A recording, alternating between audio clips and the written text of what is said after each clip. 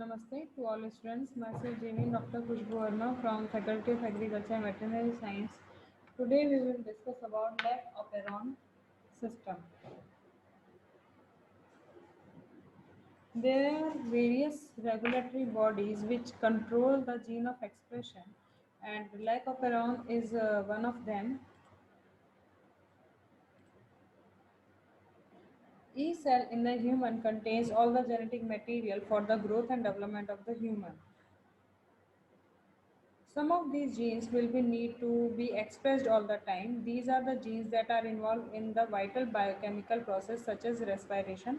Other genes are not expressed all the time. They are switched off or on at the need. Operon is a group of genes that are transcribed at the same time. They usually control an important biochemical process. They are only found in prokaryotes. Lycopyrrone consists of three genes, each involved in the processing of the sugar lactose. One of them is the gene for the enzyme beta-galactosidase. This enzyme hydrolyzes lactose into glucose and galactose, adapting to the environment. So E. coli can use either glucose, which is the monosaccharide, or lactose, which is a disaccharide. However, lactose need to be hydrolyzed, means digested first, so the bacterium prefers to use glucose when it can. There are four situations which are possible, like when glucose is present and lactose is absent, the E. coli does not produce beta-galactosidase. When glucose is present, lactose is also present, the E. coli does not produce galactosidase enzyme. When glucose is absent and lactose is also absent, both are absent, so E. coli does not produce beta-galactosidase. When glucose is absent but lactose is present, though E. coli does produces beta-galactosidase. The control of lac operon. When the lactose is absent, a repressor protein is continuously synthesized. It sits on a sequence of DNA just in front of lac operon, the operator site. The repressor protein blocks the promoter site where RNA polymerase settles before it starts transcribing. This is regulatory gene which will produce a repressor protein, and this repressor protein will block the area of operator site. That's why RNA polymerase can't start to transcribe. When lactose is present, so a small amount of sugar, allolactose, is formed within the bacterial cell. This fits onto the repressor protein at another active site, which is allosteric site. This causes the repressor protein to change its shape, or you can say conformational change. It can no longer sit on the operator site. RNA polymerase can now reach at promoter site. Here you can see this is a repressor protein, but it is having binding site, another binding site, which are allosteric sites for the allolactose sugar. These allolactose sugar will bind to this repressor protein, then it will change its conformation, and now it will relieve the operator site so that RNA polymerase can now reach its promoter site and it can synthesize the proteins.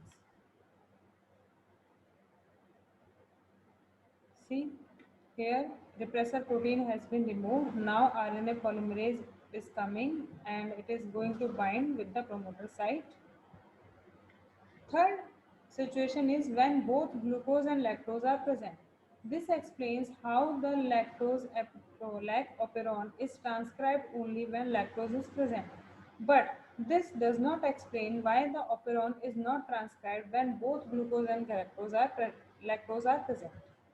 When glucose and lactose are present, RNA polymerase can sit on the promoter site, but it is unstable and it keeps falling off.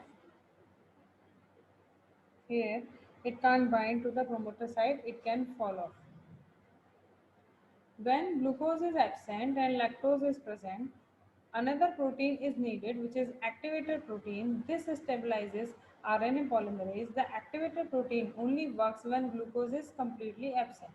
In this way, E. coli only makes enzyme to metabolize other sugars in the absence of glucose.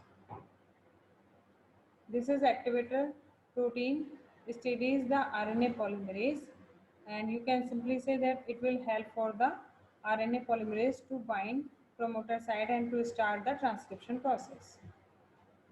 This is the summary. These are the carbohydrate proteins, activators, repressor proteins, RNA polymerase, and lac of one. Means if glucose is present, lactose both are present. Activator not bound to DNA, repressor protein lifted off operator side, RNA polymerase but keeps falling off promoter side. So transcription will not be occur. If glucose is present, lactose is absent, so not bound to the DNA and bound to the operator side repressor protein, and it will block the promoter site and no transcription will occur. If glucose and lactose both are absent, so activator will bound to the DNA and repressor protein bound to the operator site. RNA polymerase will be blocked by the repressor and no transcription. If glucose is absent and lactose is present, so activator will bound to the DNA, repressor protein lifted off operator site, and by this process RNA polymerase sits on the promoter site and transcription occurs. So this is the sum up of this session.